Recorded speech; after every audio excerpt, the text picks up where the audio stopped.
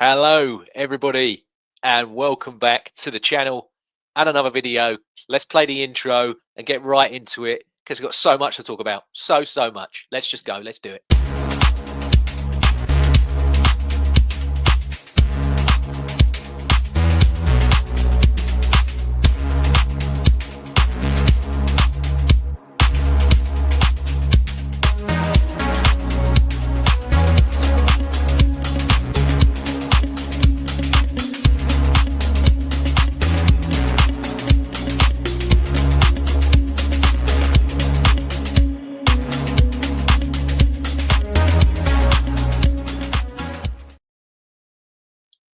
Yes, hello everybody. Welcome back to the channel and another video. And it's very good to be back. Apologies for the lack of match reviews and what have you the last couple of weeks. I actually had a ear, nose, and throat infection, which wiped me for a couple of weeks there. So that's why there's been no content out. But yeah, I'm happy to be back. I know really the shows by myself aren't up to the level of the shows with your Mikes, your Melvins, your Neils, your Kennys, your Alberts, your Sophies of this world that have come on the channel, your Rays, your Dorseys. But I will try my best on my own here. I believe you've all known me for so long now. I can whittle on about anything, either with a group or by myself or whoever. So we'll figure this out and we'll get this done. So let's start off right sort of where we left off. And that was just before the Manchester United versus Arsenal away game. I actually watched this game in the company of Melvin and his family and friends for his 70th birthday. Thank you very much to Melvin, regular viewer and listener, and even contributor to the show, for inviting me. We had a great time watching this game and a great day, obviously for his 70th. It was a big occasion. And yeah, so Arsenal obviously made one change for this game after the big victory against PSG. Lewis Skelly dropped to the bench for Calafiori, and Arsenal dominated most of that first half against Manchester United. Moreno, he had a really good chance after some lovely play around the box between Odegaard and Rice, and then Moreno himself shot wide. Trossard, he also curled one wide after a lovely touch. And Arsenal were just so dominant in this first half against Man United. At one point, we had 68% of the possession in this game, and all that passing around the United box just led to nothing. I don't think that we were visceral enough with our attacking play, and with Onana in goal, we've seen it this season what can happen with him, and I just don't think that we were, it's cliche to say, but I just don't think that we were shooting enough there. And Bruno Fernandes then completely against the run of play scores an amazing free kick, and it was probably helped by the fact that the wall wasn't measured correctly by the referee, or that David Raya is just completely in the wrong position for this one. And it's one of the worst things that I've seen David Raya do for a very long time. I've been such a huge fan of David Raya, the signing, and all of his performances since he come in. And this is a funny one because obviously he saves us later on. But yeah, just on this bit here, the free kick. Terrible from him, and the free kick as well. It's all the fault of Trossard and Calafiori, who both didn't have a great performance in this game at all. They both just dropped themselves into trouble there and gave away that free kick. And Nwaneri as well. This game, he didn't have one of his best, but I was shocked when he was subbed and Trossard stayed on actually. And then in the second half, Declan Rice, he hit a volley from the edge of the box over from a corner. Raya, he then made a brilliant save from Mazwari, and then he also made another one from a Xerxes flick, and Arsenal then equalised through Declan Rice with a great finish after brilliant work from Jurriën Timber, who had an amazing game against Manchester United, and he's had a few amazing games recently. Jurriën Timber, he's been such a consistent performer out there. He's been one of our best players this season easily. And Rice then made a brilliant tackle in this game also to break up a really good chance for Man United. And then Gabriel, he made a great block from Højlund, and David Raya at the end made that amazing double save to keep the game 1-1. So, yeah, the man of the match for that Manchester United game for me, easily this man here, Declan Rice. I thought he was absolutely amazing against Manchester United, and yeah, really played well. So, yeah, fair play to him. Great performance from Declan Rice. And then after that, We had PSV at home in the Champions League, and Arsenal changed the lineup, for this one. Ben White, Kivior, Lewis Skelly, Jorginho, Zinchenko, Raheem Sterling, Tierney, they all come into the side for Timber, Saliba, Calafiori, Partey, Odegaard, Nwaneri and Trossard. And Zinchenko, he opened the scoring early with a cracking goal from long range against his former club. It was a great goal, really, really well taken goal from Zinchenko, and Sterling picked up an assist for what he did in the build-up for it as well. So yeah, fair play to Raheem Sterling there. And Perisic, he then made it 1-1. It was poor reading from Jorginho and Kivior here on this counter-attack. And yeah, sadly, Perisic showed that even at an advanced age that he is, he can just still smash the ball into the top corner. It was a really, really good goal. Lewis Skelly, he nearly scored the second for Arsenal, tucking it under the goalkeeper's legs. And he actually should have got a penalty as well for this, because there was a push in the back at the same time that he took the shot. And yeah, it should have been a penalty, because obviously the goal didn't go in. So yeah, we should have got the penalty for that one. But yeah, Arsenal did make it 2-1, and it was Declan Rice again. Great header from him after brilliant work from Raheem Sterling again with another assist. And this was easily Raheem Sterling's best game in an Arsenal shirt. And Sterling, he should have made it 3-1 after being put through from Zinchenko after a PSV free kick. And it was a nice counter and move, but his choice of shot was so poor, and the keeper easily saved it. But yeah, he should have had two assists and a goal here, Raheem Sterling, in this game. And second half, Calafiori, he nearly made it 3-1 after a lovely three-move pass between Tierney, him and Lewis Skelly. And PSV, they then made it 2-2 through Duech, and it was a brilliant lobbed finish. And I mean, Jorginho and again, Kivior just both caught out and so off the pace in this game. And yeah, it led to David Raya obviously being lobbed in the goal. And not the ideal game in the Champions League, knowing that you've got Real Madrid next. However, we did all the work in the first leg, and the man of the match for this game, he fully deserves it. I gave it to Raheem Sterling for his two assists, and obviously his loan's been a complete dud for Arsenal.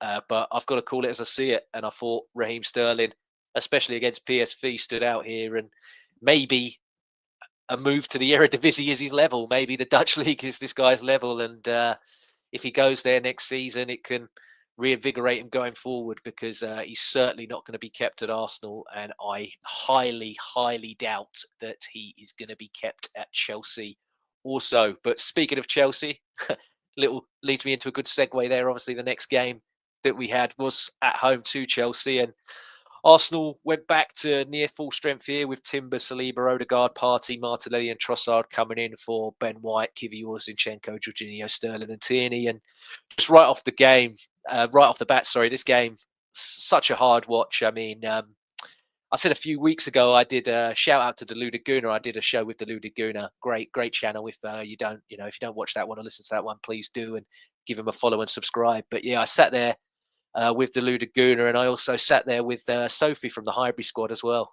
More name dropping, but yeah, that's another one. If you don't watch them or subscribe to them, go give them a check out. And I said that this season, the level of the Premier League has gone way, way down. I mean, people will say that it's very easy as an Arsenal fan for you to critique the level of the Premier League, considering Liverpool are so ahead and you're not going to win it and everything else. But I'll tell you now that the level of the Premier League this season has massively, massively fallen off. I mean, the league title was sewn up by March. Relegation pretty much sewn up by March.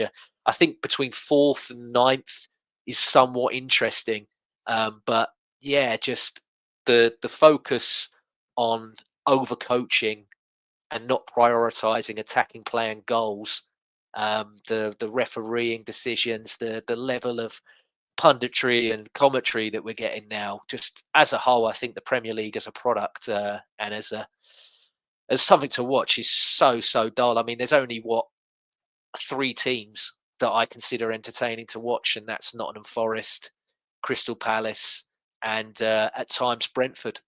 I think even this year, speaking as an Arsenal fan, I haven't found Arsenal's football very, very entertaining, other than the spell where I think it was we beat Nottingham Forest, we beat Man United, we beat West Ham, and then we beat Leverkusen. I think that little spell that we had there, where we were actually showing what we were about, scoring, playing the football of 2 seasons ago, instead of this controlled and sometimes frightened type of football that we've seen under Arteta this season. I yeah, I just that's how I feel on the whole about the Premier League, and it's gone way down. And for this to be such a hyped top four clash between Arsenal and Chelsea, I just both teams for me just left so much to be desired at points. And thank God that the Carabao Cup final was on the same day, because that was an entertaining game. And you know what, this was dire. But yeah, anyway, on to the game. Trossard, he hit one wide earlier on, and Martinelli, he capitalised on Chelsea mucking around on the back, but he hit his shot straight at Sanchez. And that's the thing with Martinelli. You know, we see the good and the bad with him, but he didn't look up when he was running at all with the ball here. He just stares at his feet. That's the one thing I'll critique him for. His final ball and sometimes his finishing is not at the level. He's just constantly looking down at the floor. If he looked up, he'd do much better here. But yeah, it's just becoming too much of a trademark for him. But then we got the incident in this game with Jurien Timber and Cucurella, and I have no idea how this isn't given as a penalty. I mean, there's no push from Jurien Timber on him, and Cucurella just, he just completely diverts the ball away with his hand. And I don't know how VAR didn't see this. I don't even know how the ref didn't see this in real time. But yeah, Rice, he then smashes one from range, and Arsenal get the goal through Mikel Reno's header, and Sanchez in the goal. It's awful positioning from him, but it's a brilliant header from Mikel Reno. And after that, Cucurella, he then had a chance for Chelsea. But yeah, Raya slips it through his hands, and it luckily went off. And then second half, Martinelli, he does look up. He does look up here, and he crosses it into Moreno for a stunning volley, but Sanchez saved it. And like I said, not the best game, but 3 points here. And man of the match for this one, easy for me, Jurien Timber. I thought it was superb all game, and he had that great exchange with Enzo Maresca where he said, they needed to try harder, be better, Chelsea. But yeah, I thought that was very funny as well. And yeah, fair play to Jurien Timber. He got the man of the match for that one. But then next, last but not finally least, Arsenal had the game against Fulham, and Arsenal field what is our strongest 11 currently, and we was boosted with Bukayo Saka being back on the bench as well. And Arsenal started well for me here, but we just couldn't unlock the door. And then on the 16th minute, while Arsenal were trying to close down Jimenez that was on transition, Gabriel sadly pulled up with his hamstring. And Arsenal, for me, had apt time to clear the ball away here, but we continued to play because we were on an attack. And when Fulham got the ball back, that was when Gabriel and some of the Arsenal players started to protest. And sadly for me, the Arsenal team, they need to learn, and they need to learn quickly here. I mean, for a team that's so supposed to be well versed in the dark arts and everything else like that, this was terrible from us. I mean, respect is an advantage that your opponent is not entitled to. So for Arsenal to think that Fulham were going to, when they were back on the attack, knowing that we've got a defender that's on the floor, then he gets up and then he's still, somewhat walking gingerly. For Arsenal to think Fulham were going to give us the ball back here, you got no chance whatsoever. I'm not saying that exasperated the injury or made the injury worse, him having to, stumble along and carry on. But yeah, I just thought the way Arsenal handled that situation at that time wasn't the best. But yeah, Kivior come on to replace him, and obviously that's now been confirmed as a season-ending injury. And for me, Gabriel arguably been one of Arsenal's most consistent, and if not, probably our best player this season. He's been superb. He's been an absolute rock at the back. For this season, for me, Saliba has looked the more shaky of the two, and Gabriel's really stepped up. His goals and everything as well. He's a really good attacking threat, and to lose him, obviously with these two Madrid games coming up, but for the rest of the season as well, is really gutting. But yeah, Namweri, he then hit a great volley that Leno kept out, and it was a really good cross from Martinelli. He looked up again and crossed the ball in for Namweri here, and Leno kept it out. But then Arsenal, they did break the Fulham defence after a great passage of play between Jurien Timber and Namweri into Moreno, who I've discussed this on other shows. Moreno, for me at the moment, perfect up front for Arsenal. He's really instinctive, and he's got this snappy action to him whilst being up front. And I know that obviously the finish was deflected, but he doesn't take the extra touches. He doesn't play with his food, Moreno, which this Arsenal team needs. When you get it in the box, take a touch, have a shot, get something on the snap, and he's really, really good at that. That's where most of his goals are coming from. And I know that he doesn't give us the pressing or maybe the hold-up play that Kai Havertz does, but I do believe, just based on the small sample size that we're seeing, he's a lot more better for this Arsenal team in terms of what he can do on a quick, if it's a sort of instantly reactive decision that's got to be made. Havertz sometimes has 3, 4, 5 chances before he scores one. Moreno's way, way more productive, and 6 for him in the season now, which is a big boost. And Nwaneri as well, tied with Lamine Yamal for 10 goal contributions in Europe's top 5 leagues. So that's amazing for him. I think for Ethan Nwaneri to be right next to Lamine Yamal like that as one of the most productive players in Europe is such a huge compliment. And hello, Gary, good to see you. Hope all is well. So yeah, I'm very, very impressed with Nwaneri still as well. Fulham, second half, they had a chance through Jimenez that Raya parried out, and Smith Rowe, he nearly had a tap in, but Miles Lewis-Skelly, he stopped him. And Arsenal's second, it was a great goal from Bukayo Saka, who returned, just 7 minutes after coming off the bench for Nwaneri. And it was a lovely start of a move into Moreno, from Martinelli into Moreno. And Moreno hit this slide cross perfectly, and Martinelli produced this flicked, cross into Bukayo Saka, who could just head it home so easily on the line. And it was a really, really class goal. It was just a really great move, finished off by the man that you all knew when he come on that he was going to do something. And yeah, really, really good moment and good goal for Arsenal. But Munez, he then missed an absolute sitter for Fulham after Iwobi was allowed to dribble with the ball for about 30, 35 yards. It was terrible from the Arsenal defenders being so high, and then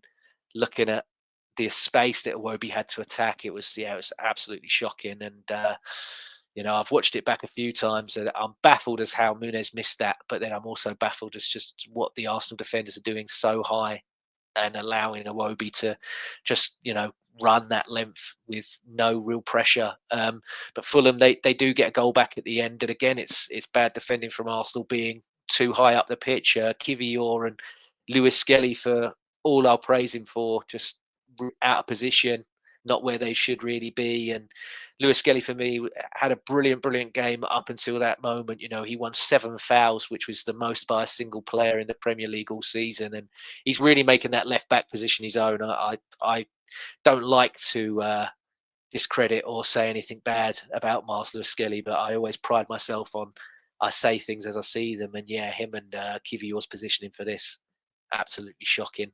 But yeah, for the Fulham game, man of the match, going to give it to Gabriel Martinelli, man. It was a game where he looked back to his best, and arguably his best game for Arsenal this season, along with the Shakhtar Donetsk game in the Champions League. I mean, he created 5 chances, and he looked really lively and productive. And this is what I want to see from Martinelli going forward. I know earlier in the show I talked about how he looks down at his feet, and he doesn't look up, and he doesn't make the right choices. Well, I thought in this game here against Fulham, he did pretty much everything as good as he could, near perfect. And that's what I want to see from Gabriel Martinelli going forward. We all know what this guy can do when he's on form and when he's on song. And yeah, this is what he needs to do going forward, because it's a big time for us. And yeah, we need all our best players, performing in big games. But talking about tomorrow, obviously we got Everton away,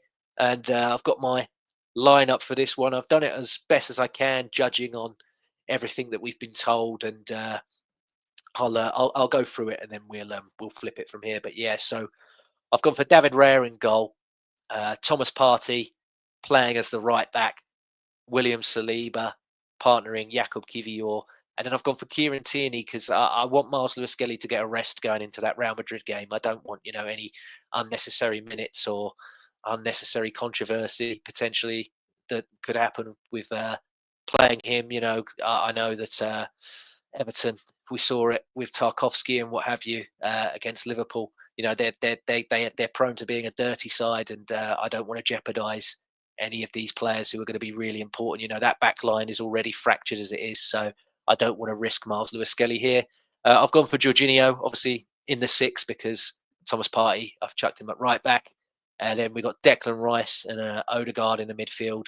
And then I've kept the front three the same. I would still ease Saka in. I wouldn't start Saka here against Everton, just for the same reasons as to why I've said about Lewis-Skelly. But one thing I will say, if Ben White is deemed fit, because Arteta said there was a chance, he didn't guarantee it. If Ben White is fit, I would start him either as a centre half or as a right back, because he just needs to play at least an hour's worth of football before going into that Real Madrid game. Just get him some minutes, get him some time in the legs and everything else. That's what needs to be done. But yeah, just before I wrap up and say goodbye to everybody as well, I just want to talk about, obviously, since we last been here, Berta has been confirmed as the sporting director. Really, really happy with this appointment. Obviously, amazing pedigree, amazing CV for what he's done at previous clubs, not just Atletico Madrid. Obviously, Atletico Madrid's the one where he stands out. And, instantaneously since he's joined, the club-based journalists, as I like to call them, have been, tasked, and they've been drip-fed certain information that's gone into the fan base. Zubimendi, I've never seen David Ornstein so confident of a player making a move to Arsenal. He's really backing that one as that's pretty much a done deal. And then we've had other journalists come out talking about Williams as well, saying that looks like that could be a good one. And the main one I want to talk about, it's a guy who I've spoken about for about 2 seasons or so now, and that's Victor Gyökeres up front. And that's another one that David Ornstein's obviously gone very, very big on. And I just can't believe some of our fans and some of these other so-called podcasters and people that are in this game turning their nose up, not wanting Gyökeres. When you're playing a midfielder who's not even excelled as a midfielder up front, you can't then say Gyökeres won't improve Arsenal.